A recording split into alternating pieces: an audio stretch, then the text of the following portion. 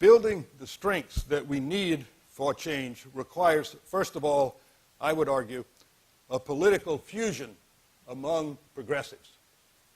The best hope for a new political dynamic is the fusion of those concerned about the environment, those concerned with social justice, and those concerned with real democracy into one progressive force.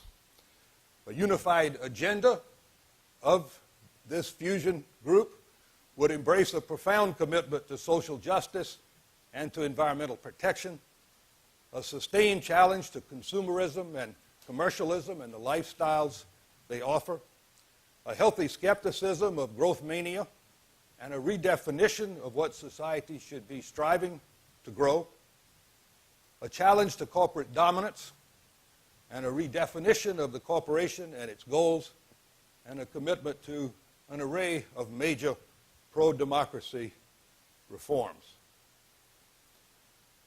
Beyond this fusion agenda, the new politics has got to turn major attention to the urgent need for political reforms, for campaign finance, elections, the regulation of lobbying, and much more.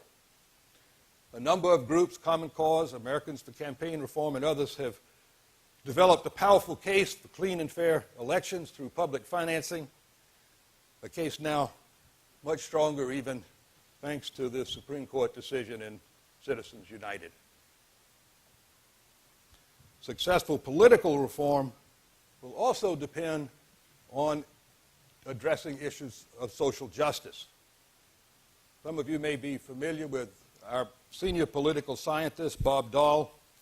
In his book on political economy, he concludes that it's highly plausible that powerful international and domestic forces could push us towards an irreversible level of political inequality that so greatly impairs our present democratic institutions as to render the ideals of democracy and political equality virtually irrelevant.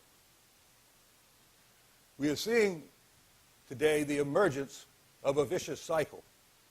Income disparities shift political access and influence to wealthy constituencies and to businesses, and that further imperils the potential of the democratic process to correct the ever-growing income disparities. So,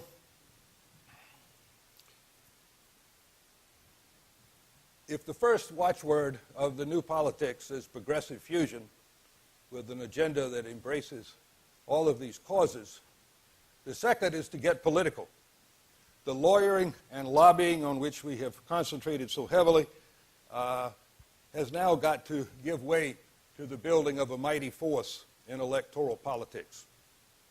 Building the necessary muscle will require major efforts at grassroots organizing, strengthening groups working at the state and community level, and developing messages and appeals and stories that inspire and motivate because they speak in a language people can understand, resonating with what is best in our tradition and the public's values, and presenting a compelling vision of a future worth having for our families and our children. The third watchword of the new politics has got to be to build the movement. The new politics has got to be broadly inclusive, reaching out to embrace union members and working families, minorities and people of color, religious organizations, environmentalists, women's movement, and other communities of complementary interest and shared fate.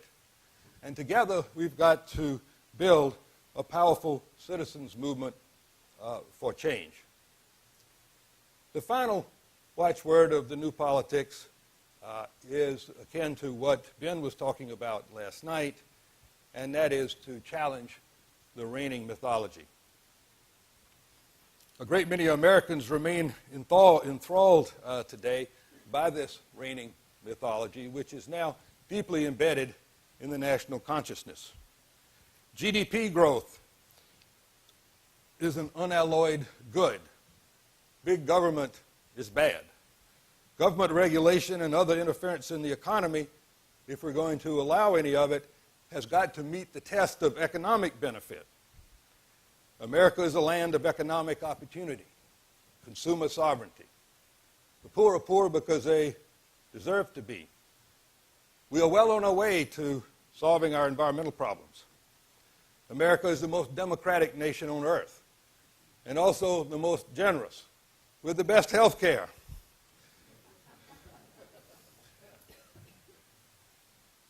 The reality, of course, is very far from these propositions. Real life in America too often sharply conflicts with the country's best values and highest aspirations.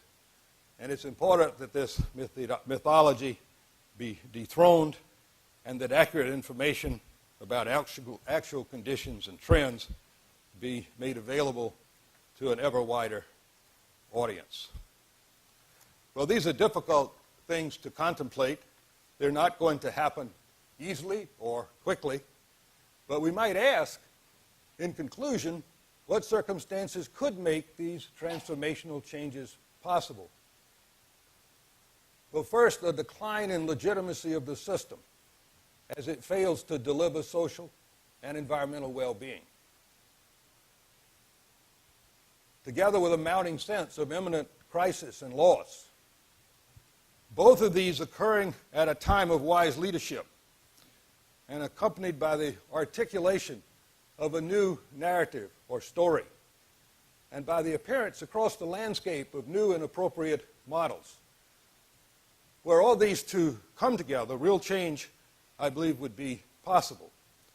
And most of all, what is needed now for a new politics is a new social movement, powerful and inclusive.